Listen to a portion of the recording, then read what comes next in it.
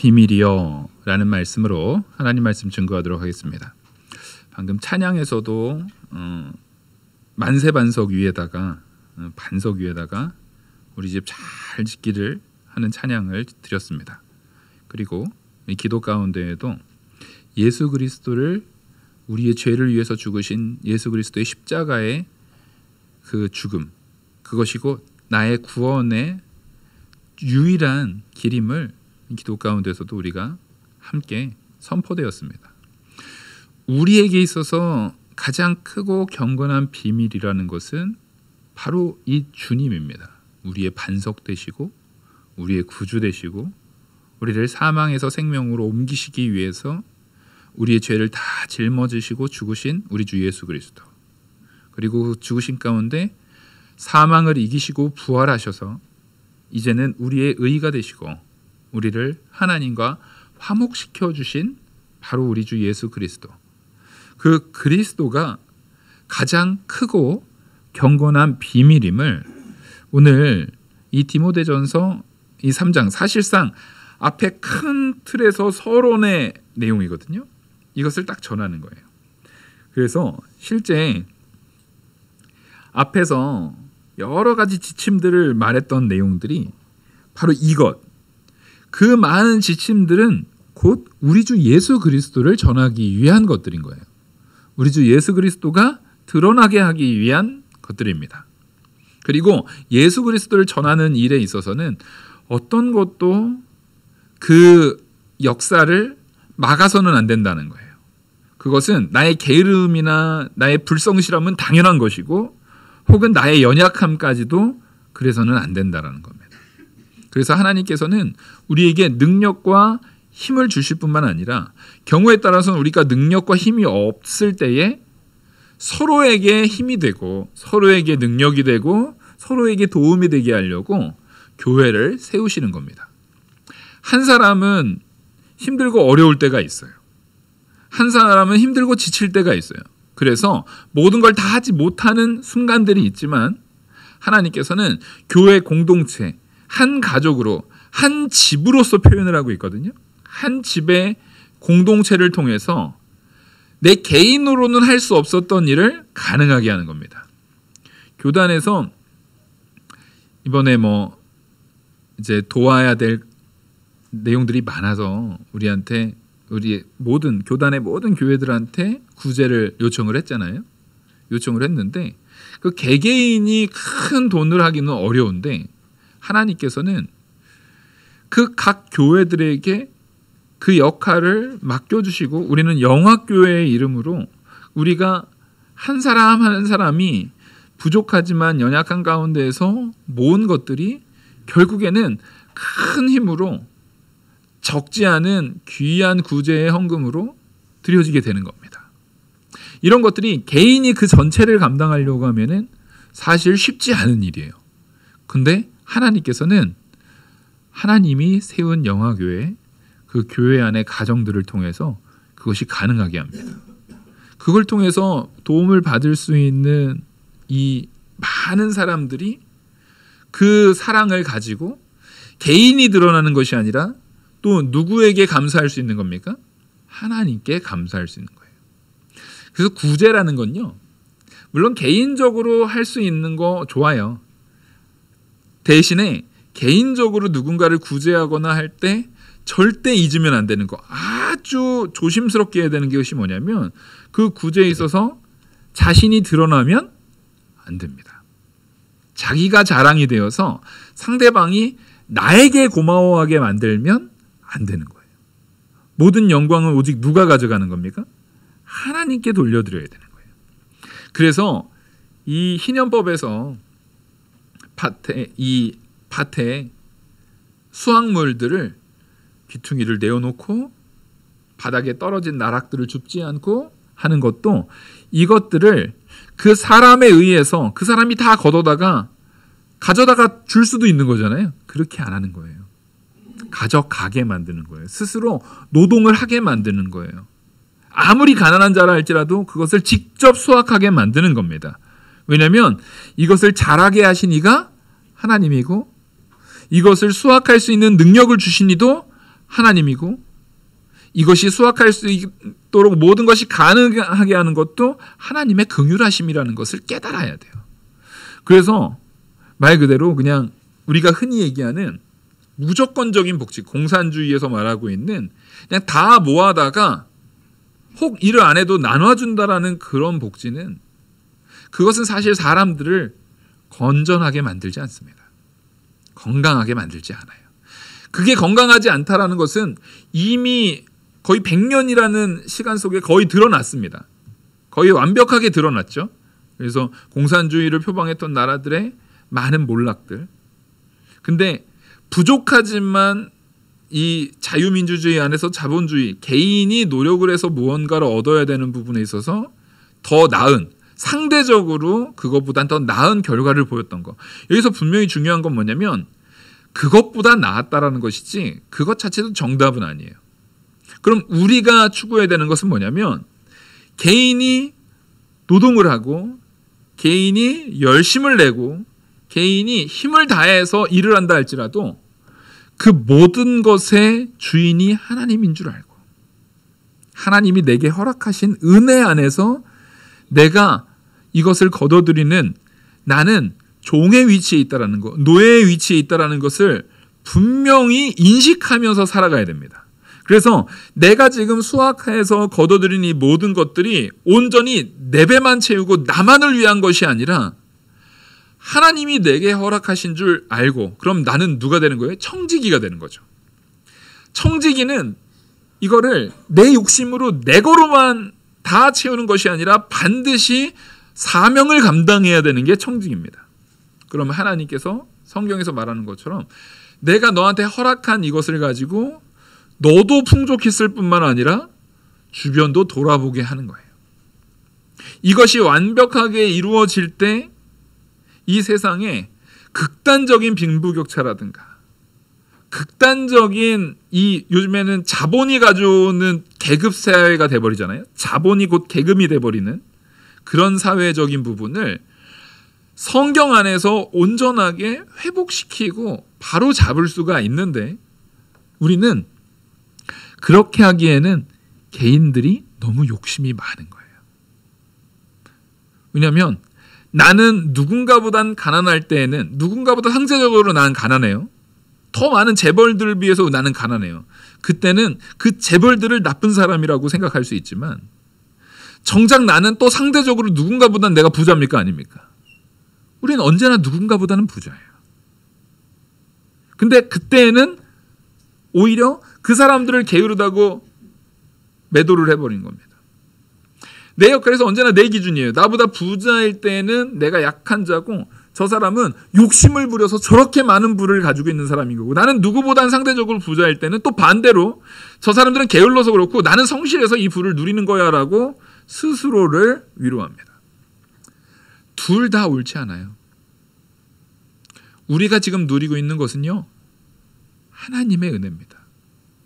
근본적으로 그래요. 왜냐하면 하나님께서 우리를 보호하지 않았으면 우리 중에 살아있을 자가 없어요. 하나님이 우리를 택하지 않았으면 우리 중에 호흡을 가질 자가 없어요. 철저하게 하나님의 은혜로 내가 지금 여기 있는 겁니다. 아무리 내가 열심히 노력했고 목사님 저는 다른 사람보다 훨씬 성실히 했어요. 근데 파수꾼의 경성함이 누구의 은혜 없으면은요? 하나님의 돌보심과 은혜 없으면 허사예요. 허사. 우린 그걸 깨달을 수 있는 자가 돼야 돼요. 내가 지금 열심히 노력해서 그 결과가 나한테 주어지는 삶. 여러분 그래도 대한민국은요. 하나님이 복을 많이 준 나라예요. 내가 노력을 한 만큼 물론 전 세계 어느 곳도요. 천국을 아니고서는 내가 노력한 모든 것들이 온전하게 다 주어지는 삶은 없어요. 어떤 사람은 노력을 요만큼밖에 안 했는데도 부모 찬스나 환경 찬스나 그 사회적인 도움 때문에 이만큼의 결과를 얻는 사람도 있어요. 근데 어떤 사람은 아무리 노력을 해도 그에 비해서 상대적으로 너무나도 적은 결과밖에 얻지 못하는 사람도 있습니다. 근데 그 모든 것 안에서도 하나님의 은혜를 감사하고 받아들이는 것. 그래서 우리는요. 그래도 대한민국은 내가 노력한 거에 있어서 많이 내가 이만큼을 노력했을 때 그 비스무리하게 얻어질 수 있는 그런 사회인 것은 분명해요. 다른 나라, 여러 나라들과 비교해 봤을 때. 실제 아예 교육 자체가 주어지지 않는 나라들이요, 그 교육이 온전하게 주어지는 나라보다 아직도 더 많습니다. 전 세계 100몇십 개국이 있는데 그 중에서 사람들한테, 모든 사람들, 여기서 모든 사람이라는 것은 남자와 여자와 아이들 다 포함하는 거예요. 모든 사람들한테 당연하게 교육이 주어지고, 당연하게 그 사람들한테 노동의 기회가 주어지고, 당연하게 그 사람한테 공정한 기회가 주어져서 지금 현재 삶보다는 더 나은 삶을 영위할 수 있는 기회가 주어지는 나라가 절반도 안 돼요. 절반이 뭡니까? 절반도 안 돼요. 훨씬 더, 절반보다 더 많은 나라들은 그런 기회가 주어지지 않아요. 근데 보통 그런 기회가 주어지지 않는 나라의 특징 중에 아주 많은 부분은 기독교 국가가 아닌 경우가 많습니다. 특별히 여성들한테 그렇죠. 우리는 자꾸만 이슬람에 대해서도 우리 존중해야지. 이게 제가 이슬람 사람 보면, 이슬람 믿는 사람들을 보면 가서 뺨 때리고 이런다는 게 아니에요. 근데 그 사람 자체는 전도해야 될 대상으로 존중할 수 있어도요, 그 사람이 갖고 있는 그런 사상적, 잘못된 신앙관에 근거한 사상적 이데올로기 때문에 고통받고 있는 그 안의 여성들에 대해서 우리가 나몰라라해서는 안 돼요. 이거 굉장히 나쁜 짓이에요. 예를 들어서 지금도요, 여성이, 우리 과거에 우리 조선시대에 있었나요? 그게 고려시대에 있었나요? 민며느리 제도 해가지고 어린아이가 팔려가는 거 있잖아요. 그 팔려가는 게 그 몇백 년 전에나 옛날에나 있을 법한 일이라고 생각하는데 지금 현 시대에 일어나고 있습니까? 안 일어나고 있습니까? 버젓이 일어나고 있습니다. 근데 그것이 일어나고 있는 나라의 모든 종교들을 보면 거의 다 이슬람이나 힌두교나 불교권의 나라에서 그 일들이 일어나고 있어요. 근데 이 상황에서도 우리가, 물론 종교의 자유, 제가 종교의 자유를 무시하자는 게 아니에요. 근데 종교는 배타적이어야 됩니다. 거기에도 믿음이, 거기에도 구원이 있고 우리에게도 구원이 있고 이렇게 그냥 서로 좋으니까 포용하고 나갈 수 있어요? 그런 거 절대 없어요. 정말 거기에도 참된 진리가 있다고 하면은 아직까지도 여성에 대해서, 아이들에 대해서 그렇게 행하는 일들이 여전히 버젓이 앞으로도 변화될 가능성 없이 계속 이어질 수가 없어요. 그럴 수가 없는 거예요. 그래서 우리는요, 성도면 그들에 대해서 안타까움이 있어야 됩니다. 근데 우리는 나는 쿨한 사람이고 나는 합리적인 사람이라서, 우리야 자유민주주의 국가니까 이런 걸 누리지만 거기는 문화가 그러니까, 그 여자들은 그런 문화 속에 태어났으니까 그렇게 살아도 돼. 이거 너무 잔인한 말 아닙니까? 만약에 반대로 내가 그 사회에 그 어린 여자아이로 태어나 있는데 다른 사람들이 너는 그 나라에서 그런 문화 속에서 그렇게 태어났으니까 너는 그렇게 사는 게 맞아 라고 말하면, 그 여자아이는 저는 여기서 태어났으니까 이렇게 사는 게 맞네요 라고 말할 수 있어요? 그게 나라면은요. 근데 우리는요, 생각보다 무관심 속에서 너무 잔인합니다. 복음 전도라는 건 그래서 사명인 거예요. 해도 되고 안 해도 되고의 문제가 아니에요. 사명인 거라는 겁니다. 그 한 인생을 살릴 수도 있고 죽일 수도 있는 문제인 거예요. 그래서 그 포브스지에 일면 얼굴 다 클로즈업 해가지고 찍은 사진에 그 이슬람 여자가 코가 잘려 있는 사진이 한참 동안 인기가 있었고, 그 사진이 상도 받았더라고요. 근데 그 여자분이 와서, 다행히 그 도와주는 성형외과 의사들이 있어가지고 이 성형을 해서 다시 그래도 정상적인 외모로 살 수 있다고 합니다. 그렇게 살고 있다고 합니다. 지금 그게 벌써 한참 전이니까요. 얼마나 다행이에요. 정말 얼마나 다행인지 모르겠어요. 근데 그 여자분이 자기 수술하기 전에 꼭 이 사진을 꼭 남겨서 얼마나 비참한 현실이 자행되고 있는지를, 여자 입장에서 코가 잘려가지고 흉한 몰골인 것이 드러내고 싶겠습니까? 안 드러내고 싶겠습니까? 당연히 안 드러내고 싶죠. 근데 그 사진을 일부러 찍었어요. 수술하기 전에 난 이 사진을 꼭 찍고 남기고 사람들한테 이게 이슬람의 현실인 것을 드러내고 싶다고 한 거예요. 여러분, 우리는요, 진짜 잔인한 말은 옆집에서 아이가 가정폭력을 당해서 죽어가고 있는데, 야, 너는 그런 부모 만났으니까 너는 그렇게 사는 게 맞아, 이렇게 말할 수 있어요, 없어요? 그게 가능합니까? 너무나 악한 거예요. 근데 우리는 우리 나라 아닌, 내 가족 아닌, 내 주변 사람들 아닌 다른 나라 사람들, 혹은 나 아닌 다른 사람들에 대해서 너무나 쉽게 그렇게 하고 있다는 거예요. 나는 하나님의 백성이고, 나는 하나님 아버지의 자녀고, 나는 택함 받은 백성이니까 나는 이렇게 복 받으면서 은혜 누리면서 천국을 소망하면서 나중에 천국 가서 누릴 것을 고대하고 또 그것을 확증받으면서 사는 게 맞지만, 너는 안 믿는 집안에 태어났으니까 넌 지옥 가는 게 맞아. 너는 영원한 형벌 가운데 놓여지는 게 맞아. 너는 영원히 저주받는 게 맞아. 우리는 영적으로 이런 말을 하고 있지는 않은지 돌이켜봐야 됩니다. 지금 전도 세미나도 다녀와서 지난주에 장로님께서 그것도 한번 들어보라고 올리고, 또 비누 만드는 것도 가서 배워오고, 학생들을 위해서 떡볶이도 만들고, 이게요, 무슨 교회 홍보하려고 하는 게 아니라는 걸 분명히 아셔야 돼요.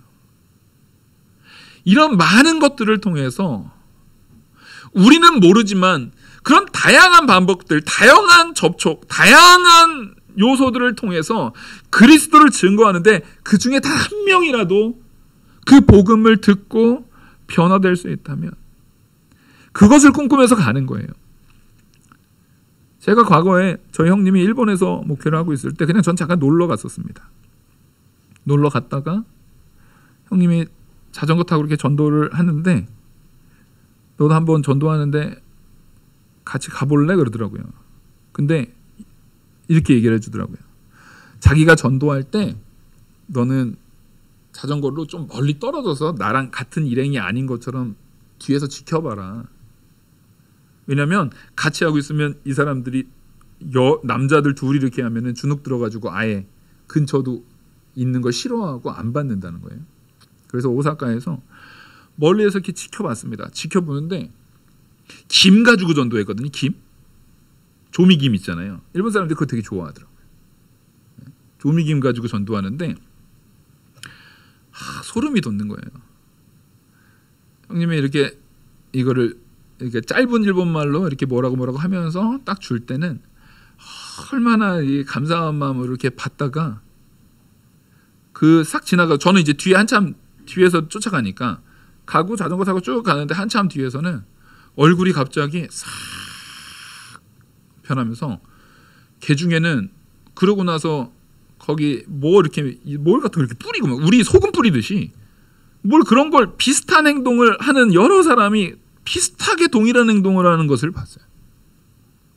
그러니까 복음을 받아들일 마음이 전혀 없는 모습들. 그때 제가 보면서 느낀 거는, 이거 너무 시간 낭비 아닌가? 아니, 저렇게 받을 마음도 없고 저렇게 아무런, 앞에서는 빵긋 웃다가 뒤에 가면 얼굴색 싹 변하면서 하는, 너무 소름 돋기 싫더라고요. 그냥 마음이 싫었어요. 그게 영적으로 막 눌리는 느낌을 받았어요. 근데 저런 상태에서 저런 인간들한테 꼭 말씀을 전해야 되나? 저거 받기에도 아주 적당하지도 않은 사람들, 아주 교만한 자들, 저런 사람들한테 왜 꼭 이렇게 말씀을 전해야 되나? 왜 믿는 사람들이 이 고생하면서 그 일본에서 선교한다는 게 그게 쉬운 일이 아니에요. 우리 찬이 형제도 다녀왔지만 1년 동안 많은 걸 보고 느꼈을 줄 믿습니다. 근데 왜 그렇게 무례하고 말씀을 들으려고 마음에 준비도 되지 않은 사람들한테 왜 그렇게 해야 되나 라는 마음이 불현듯 드는데, 거기에서 깨달은 건 뭐냐면 정작 전하는 사명을 감당하는 이에게 하나님께서 능력을 주시더라는 거예요. 여러분, 우리는요 사명을 가지고 복음을 전하는 거예요. 그 중에 단 한 명이라도 나는 감히 상상할 수 없는, 내 능력으로는 감히 생각할 수도 없는 하나님의 놀라운 능력으로 그 사람을 변화시키실 하나님의 역사를 바라보고 기대하고 소망하면서 그 사명을 감당하는 겁니다. 왜요? 우리는 하나님의 노예이기 때문에 그래요. 원래는 죽었어야 돼. 이미 죽어있던 우리를 하나님이 살려주시고, 사망의 종이었던, 사망의 노예였던, 죄의 노예였던 우리를 이제는 생명, 바로 하나님의 자녀로 옮겨주신 그 하나님 앞에 온전히 서는 자들. 그래서 사도 바울은 그 사명을 감당하고자 하는 마음으로 너무나 애가 닳게, 너무나 간절한 마음으로 14절에 이렇게 말하는 거예요. 내가 속히 내게 가기를 바라나, 이것을 내게 쓰는 것은, 일단은 제일 바라는 것은 사도 바울은 빨리 디모데에게 가고, 빨리 그 교회에 가고, 빨리 그 안에서 직접 복음을 전하고 직접 그리스도를 드러내는 일을 하기 위해서 간절히 마음이 원해져 있는 상태라는 거예요. 근데 이 편지를 쓰는 이유는 뭐냐면 15절, 만일 내가 지체하면 너로 하여금 하나님의 집에서 어떻게 행하여야 할지를 알게 하려 함이니, 내가 일단 빨리 가서 전하면 제일 좋은데 내가 도착하는 시간이 늦어질까봐, 그 시간도 아까워서 내가 도착하는 것보다는 말씀이라도, 이 복음, 글로서 전해지는 이 복음이라도 먼저 전해지기를 원하는 거예요. 내가 가서 전하는 것이 제일 좋지만, 여기서 우리가 분명히 알 수 있는 것은 뭐냐면 사도 바울이 중요한 게 아니라 사도 바울의 입술을 통해서 증거되는 그리스도의 말씀이 중요하다라는 거예요. 그래서 사도 바울은 지체되더라도 뭐는 먼저 전해져야 되는 거예요? 말씀은 먼저 전해져야 되는 거예요. 목회자인 제가 제 삶과 인생과 모든 것이 완벽하게 완성되고 나서 복음을 전하려고 하면 죽을 때까지 못 전해요. 우리의 삶의 부분, 내 삶의 수준, 내 인생의 믿음의 가치는 조금씩 자랄 거예요.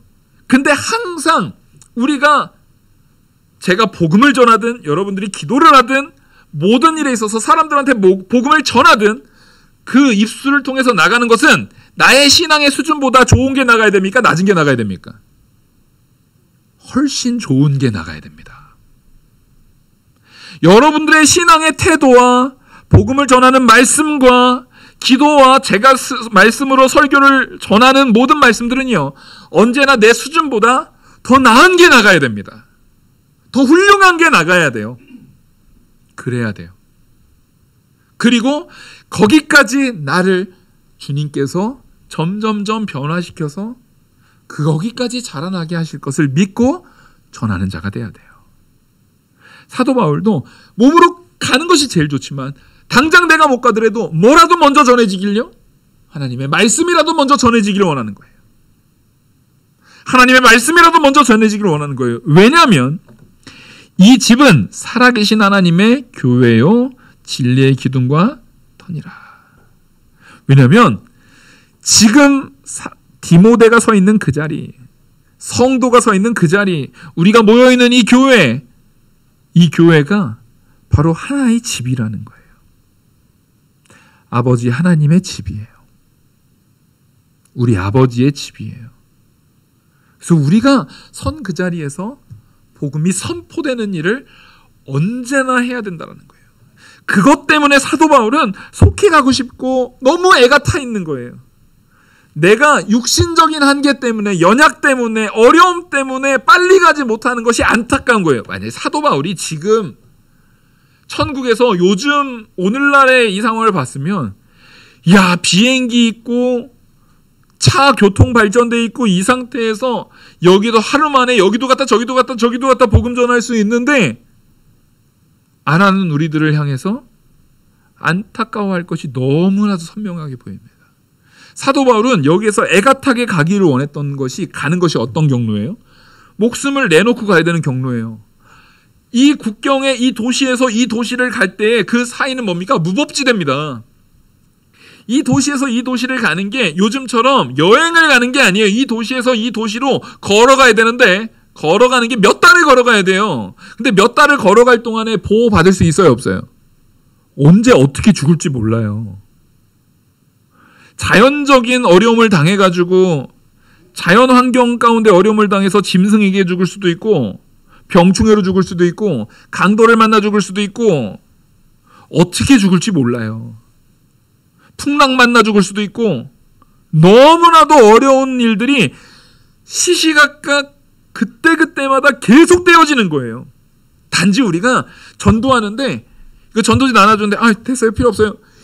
이거는 이런 거 환난이라고 말하면 안 돼요. 이런 거 고난이라고 말하면 진짜 부끄러운 거예요. 그런 거 하나도 고난 아닌 거예요. 교회에서 봉사하는데 뭐 식당 봉사하는데 뭐 청소 봉사하는데 뭐 하는데 그것 때문에 뭐가 힘들고 피곤하고 이런 걸로 고난이라고 말하면 안 되는 거예요. 그게 고난일 것 같으면 예수님 앞에 너무 부끄러운 거예요. 나를 살리시려고 예수님은 죽으셨는데 나는 내가 맡은 그거 하나 맡는 게 너무 싫어서 귀찮아서 어려워서 안 할래. 난 그거 싫어 안 할래.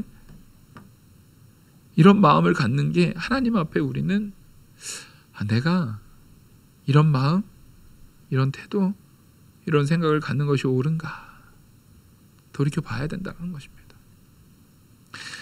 우리는요. 이 사도 바울이 왜 이렇게 애가 탈았습니까? 바로 이겁니다. 따라하겠습니다. 경건의 비밀을 가졌기 때문에.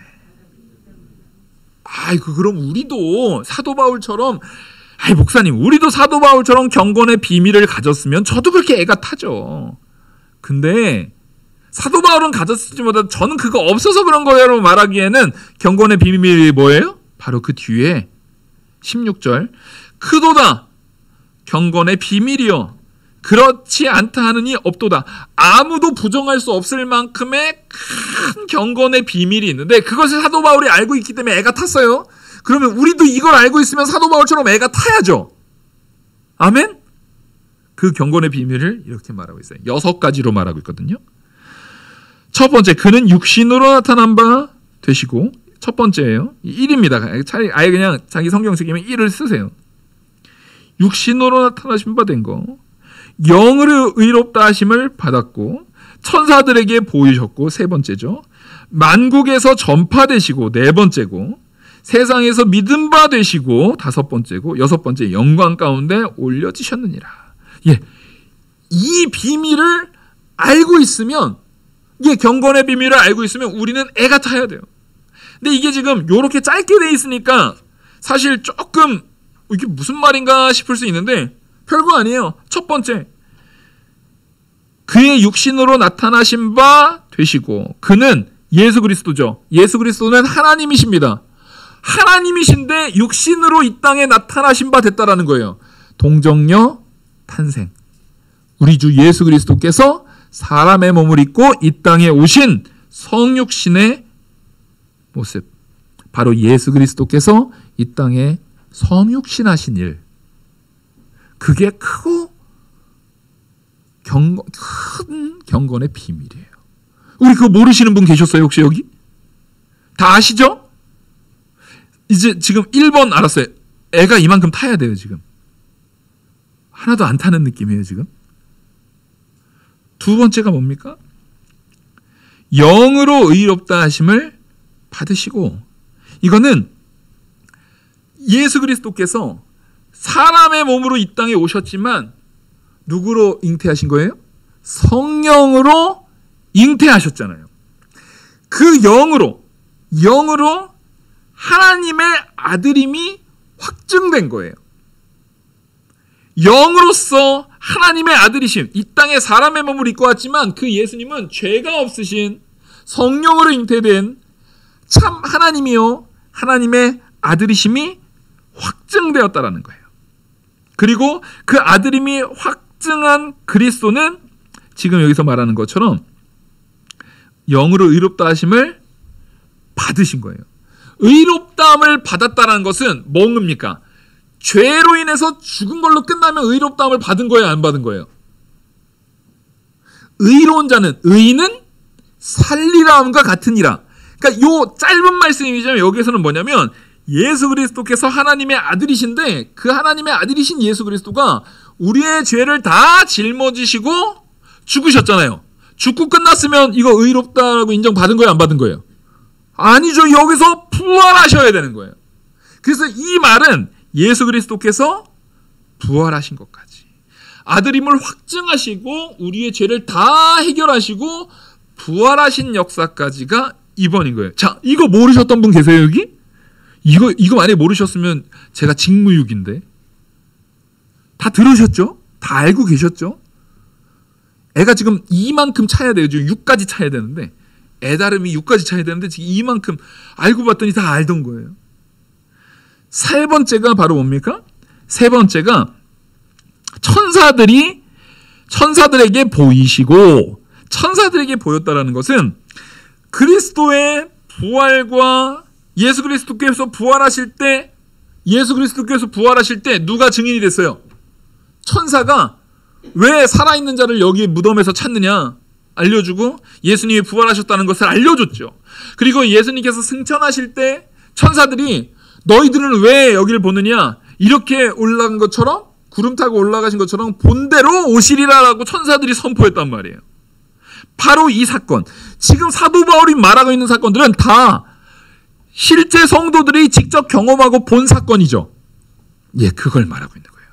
그러니까 이 크고 경건의 비밀은 과거에는 비밀이었는데 지금 시점과 이후로, 그러니까 우리한테는 비밀인 거예요. 하나님이 드러내 보여주신 거예요. 드러내 보여주신 비밀이에요. 크고 경건한, 큰 경건한 비밀을 하나님께서 지금 이 성도들에게 보여주신 사건들을 얘기하고 있는 거예요. 우리 주 예수 그리스도의 십자가와 보혈과 부활, 그 구속의 사건들을 보여주신 것, 이것이 분명히 비밀로서 있었는데 누가 오심을 통해서요?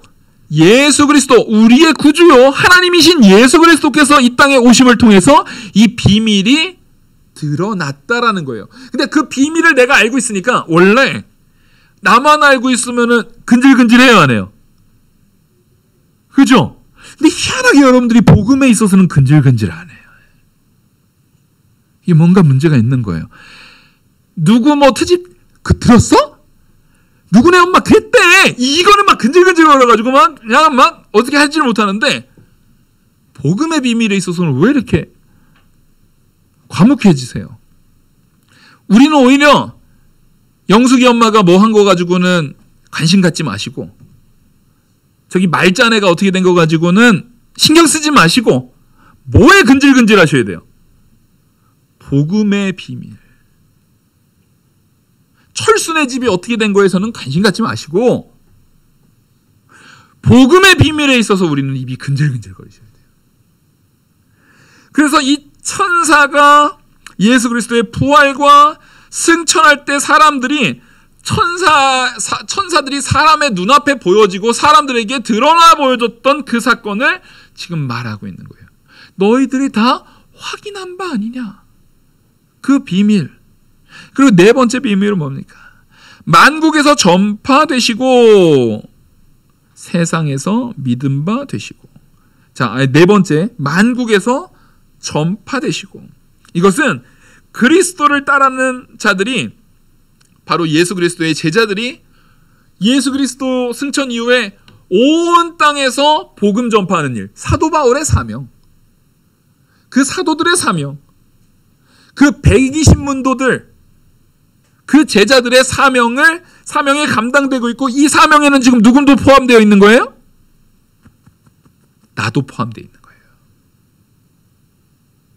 그 사명을 결국에는 하나님께서는 하나님의 경건한 비밀 가운데 누구를 포함시켜서 초대시킨 거예요? 나를요, 나. 바울이 그랬다가 아니라 지금 이 말씀은요, 바울도 초대돼서 한 것처럼 오늘날 우리도 초대돼서 하는 거예요. 그럼 여러분들도 내 가족이 됐든 내 가까운 사람이 됐든 지인이 됐든 그들을 향해서 이 사명을 감당하셔야 돼요, 안 하셔야 돼요? 그게 경건의 비밀이에요. 비밀을 받은 자로서 우리는 그 역할을 감당해야 되는 겁니다. 그리고 다섯 번째가 세상에서 믿음 바 되시고, 이것이 바로 복음의 메시지가 우리 성도들을 통해서 전파될 때에 성도들의 공동체가 생겨나고 그 안에서 사람들이 변화되고 예수 그리스도의 십자가의 보혈의 임재가, 예수 그리스도의 임재가 나타나는 거예요. 예수 그리스도의 임재가 나타난다는 건 뭐예요? 안 믿던 사람이 믿게 됐을 때 그가 지금 누구와 연합된 거예요? 예수 그리스도의 임재 가운데, 성령의 인도 가운데 예수 그리스도의 임재가 그 영혼에게 이루어진 거예요. 믿음 바가 된 거예요. 근데 그 믿는 일에 사실은 원칙적으로는 하나님께서 믿게 하려면 믿는 거지 거기에 사람의 역할이 필요해요, 안 필요해요? 전능하신 하나님의 능력만 보면 안 필요한데 하나님은 그걸 필요하다라고 말하셨다고요. 내가 너희들의 복음 전함을 이용해서 나를 전하겠다라고 했다고요. 원래는 나 없어도 하나님이 야, 다 믿어 딱 하면 믿고 끝나는 건데 하나님은 그렇게 안 하시겠다고 했다고요. 그렇게 안 하시고 누구를 통해서 이 일을 이루신다고요? 성도, 우리를 통해서 그 일을 이루시겠다는 겁니다. 사람을 변화시키는 그 임재에 신앙의 공동체, 우리 영화교회를 사용하시겠다는 거예요. 그래서 우리는 떡볶이도 만드는 거고 비누도 만드는 거고 전에는 마스크도 돌렸던 거고 다 그래서 하는 거예요. 이게 누가 우리에게 맡긴 사명이니까요. 우리 하나님이 우리한테 큰 경건의 비밀을 알려주면서 너 이 경건의 비밀이 네 안에 있는데 너 이걸 전하기 위해서 애가 날아야 된다. 사도 바울처럼. 어제 우리 권사님들이랑 이렇게 비누를 막 만드시는데 세상 그렇게 아름다운 표정이 있을 수가 없어요. 얼마나 기뻐하시는지 몰라요. 근데 이게 비누 냄새도 좋지만 계속 맡으면은 어지러울 법도 하잖아요. 그게 막 향신료 들어가고 말이니까 향기가 나쁜 향기 아니지만 향수 콧구멍에다가 이게 바르면은 오우 그 힘들어요. 근데도 그 향기가 막 있는데도 그 안에서 이 모양도 이쁘고 저 모양도 이쁘고 막 세상 소녀와 같이 얼마나 예쁘게 만들었는지 몰라요. 예쁘게 나온 비누보다 그걸 만드는 손길이 훨씬 아름다웠어요. 얼마나 제가 보면서도 기쁜지. 근데 그게 오늘 우리 성도들에게 알려지고 사람들에게 나눠진 바 되고 또 이것을 통해서 앞으로 더 복음을 전하는 일에 이걸 쓸 겁니다라고 했을 때 이것은 앞으로 점점 더 아름다워질 사역임을 믿으시기 바랍니다. 우린 그걸 믿고 나가는 자들이에요. 마지막으로 여섯 번째가 뭘 얘기하는 겁니까? 영광 가운데에서 올려지셨느니라. 너희들 다 보지 않았느냐. 예수 그리스도께서 승천하시는 것을. 여섯 번째는 승천을 통해 승천하시는 예수 그리스도를 극적으로 보여줌을 통해서 예수 그리스도께서 모든 사망을 이기고 승리한 역사를 거기에 있는 모든 사람들에게 보이시면서 올라갔다라는 거예요. 그리고 보여지면서 올라간 대로 다시 오시겠다라는 약속과 함께 이게 크고 놀라운 경건의 비밀입니다. 우리는 이 비밀을 이미 알았고 오늘 또 다시 한번 확인했습니다. 아멘. 그러면 이 비밀을 가진 우리는 어떻게 돼야 돼요? 애 같아야 돼요. 이 사도 바울처럼. 근질근질해야 돼요. 사도 바울처럼. 아이디어가 막 쏟아져 나와요. 오늘 비누 만드는 거 딱 그것만 했는데 벌써 우리 막 젊은 집사님들에게 목사님이 이거 아이들한테도 이렇게 같이 이렇게 참여시켜가지고 할 수 있는 그런 활동으로 더 확대시키면 좋겠다. 너무 좋은 아이디어들.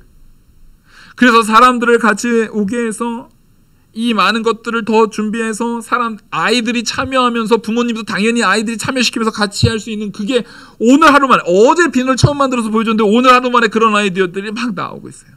이게 바로 근질근질한 거예요. 단지 비누 만드는 거 하나뿐만 아니라 이걸 가지고 이렇게도 해서 사람들한테 조금이라도 더 복음 전할 수 있는. 그래서 떡볶이 전도할 때 찬송가도 틀어놓고 비누 만들기 사람들 체험할 수 있게, 그거 체험하는데도 돈이 2만 원, 3만 원 든다대요. 우리는 공짜로. 재료값도 안 받을 거예요. 그렇게 해서 그 아이들한테 그것이 전해질 수 있다면 그 일을 위해서 우리가 헌신해야 되는 겁니다. 왜요? 우리는 크고 영광스러운 경건의 비밀을 뭐한 자들이니까요? 우린 이미 가진 자들이니까요. 이미 우린 누리고 있는 자들이니까요. 그걸 어떻게 하면 더 전할 수 있을까? 그걸 어떻게 하면 더 나눌 수 있을까? 그걸로 어떻게 하면 더 살릴 수 있을까? 그런 것들로 온 힘을 다해 나가는 자들이 되는 겁니다.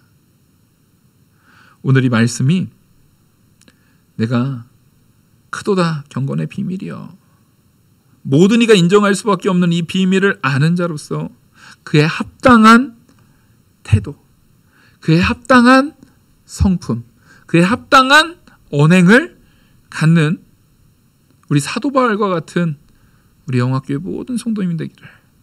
그래서 땅끝까지 복음 전하는 일에 나도 헌신되고 쓰임받기로 작정하고 소망하는 우리 모든 성도님들 되기를 간절히 소망합니다. 기도하시겠습니다. 은혜와 사랑이 많으신 하나님 아버지, 오늘 이 말씀을 하나님께서 우리에게 증거해 주셨습니다. 말씀에 붙들림 받은 자 되게 하시고, 말씀이 주장하는, 그래서 가라 할 때 가고 서라 할 때 서는 성도로 우리가 세워지게 은혜 내려 주시옵소서. 이 모든 말씀 살아계시는 우리 주 예수 그리스도의 이름으로 기도 올리옵나이다. 아멘. 찬송가 257장